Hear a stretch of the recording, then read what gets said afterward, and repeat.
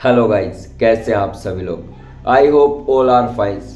Today crime story Saron Raj murder case. Bharat के south की एक ऐसी घटना जिसमें जिसका मर्डर हुआ उसे खुद नहीं पता चला उसकी आखिरी सांसें कब थमी। जी हाँ दोस्तों, आज की कहानी कुछ ऐसी खौफनाक है जिसका शब्दों में बयां करना काफी मुश्किल है। ये जो घटना घटी सरोन राज के साथ 17 अक्टूबर 2022 का दिन एक हॉस्पिटल में केरल में भर्ती कराया गया। 23 साल की उम्र, वो एक क्रिस्टल मेडिकल कॉलेज का स्टूडेंट रेपिडियोलॉजी की पढ़ाई कर रहा था और उसके साथ जो कुछ हुआ, अचानक से पेट में दर्द होना, उल्टी आना, जो आते थी वो खींच चुकी थी। उसे कुछ महसूस ही नहीं हुआ कि उसके साथ हो क्या रहा है। मात्र 3 दिन पहले उसने जो किया था उसे आज भुगतान करना पड़ा।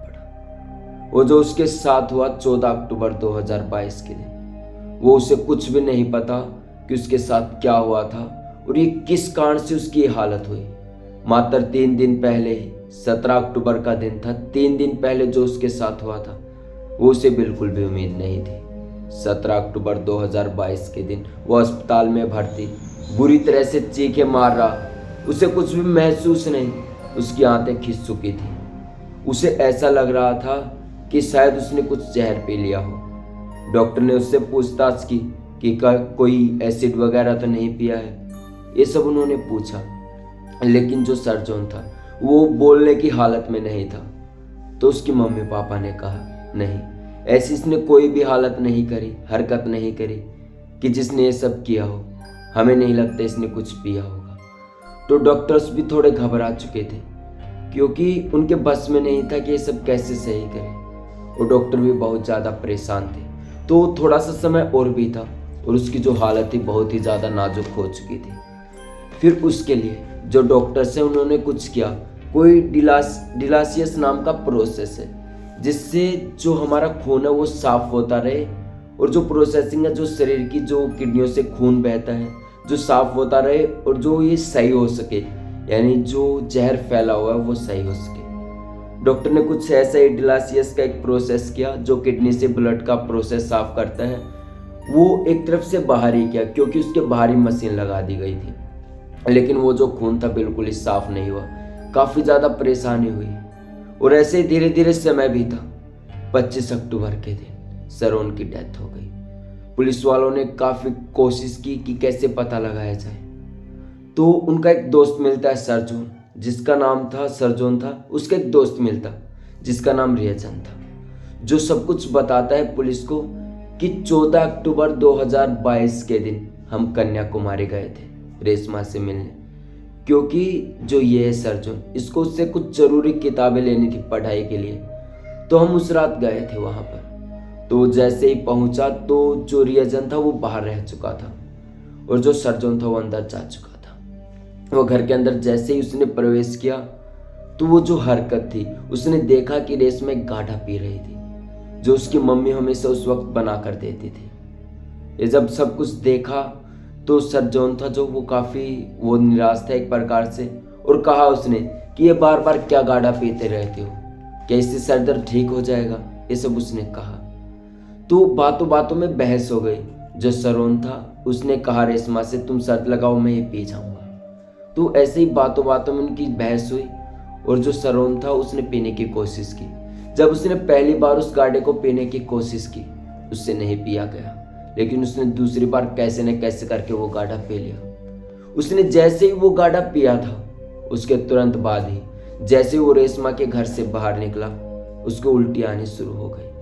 और ऐसी वैसी उल्टी नहीं थी, नीले रंग की उल्टी जो काफ़ी अजीब थी, जो रियजन ने बाहर निकल कर देखी कि वो बुरी तरह से उल्टी कर रहा था। अब जो हालत थी सरोन की बहुत ही ज़्यादा खराब हो चुकी थी और रियजन ये सब कुछ देख रहा था।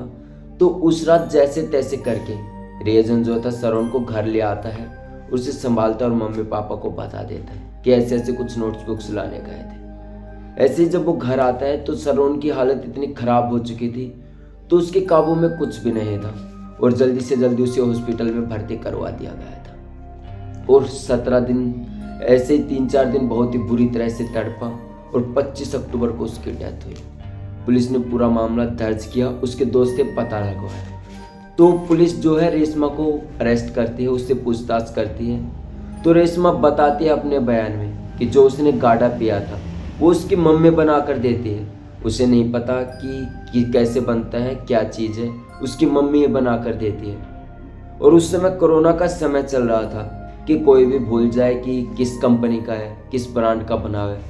तो पुलिस को भी ये बात आम लगी। और रेशमा, मैं बता दूं, 22 साल की लड़की थी जो कि कन्याकुमारी के रहने वाली थी और पोस्ट ग्रेजुएशन में अपने कॉलेज में उसने फर्स्ट रैंक हासिल की थी, जो काफ़ी क्यूट भी थी, लोगों का कहना था, और पढ़ाई के प्रति सीरियस थी। लेकिन काफ़ी तह तक पहुंचने के बाद पुलिस को पता चलता है वो जो बोतल थी गाढ़े की, जो दूसरी बार बयान होता है, यानी जो रेशमा होती है वो बताती है कि एक ऑटो रिक्शा वाले को भी मैंने ये गाढ़ा दिया था, उसके भी ऐसे ही था, और उसको सही करने के लिए मैंगो जूस बनाया था। जिस गाढ़े से प्रॉब्लम हुई उसके बाद रेशमा ने एक मैंगो जूस बनाया सरोन के लिए। सरोन ने जैसे ही मैंगो जूस पिया उसकी उल्टियाँ रुकी नहीं रही थी, तो उसने दूसरे बंदे एक ऑटो रिक्शा को भी जूस दिया था।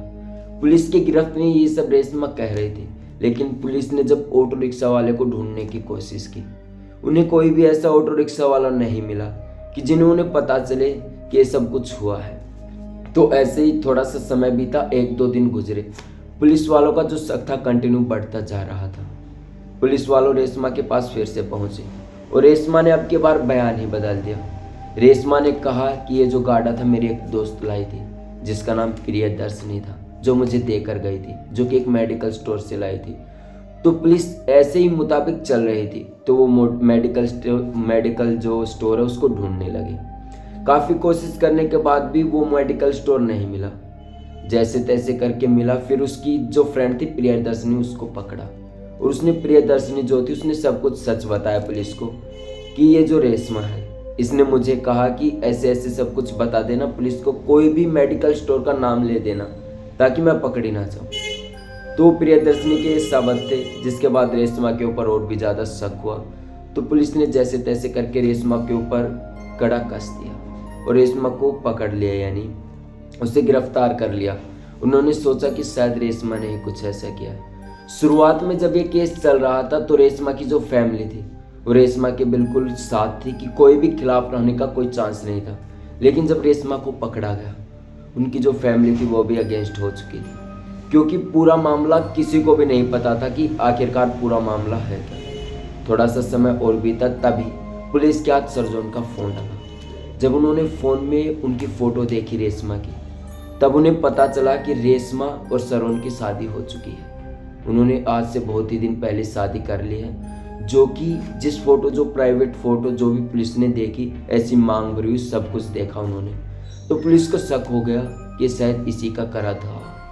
लेकिन जो रेशमा थी वो बिल्कुल भी साथ नहीं दे रही थी कि ये सब कुछ मैंने किया है। तो ऐसे ही जब रेशमा को 8 घंटे पुलिस के द्वारा टॉर्चर किया गया, तभी उन्होंने बिल्कुल सब कुछ सच उगला रेशमा ने कि ऐसा सब कुछ मैंने किया है। और ऐसे ही 8 घंटा बातचीत चलने के बाद रेशमा ने अपना जुर्म कबूल कर लिया कि, और उससे पहले भी रेशमा ने इसको मारने की कोशिश की थी सरोन की।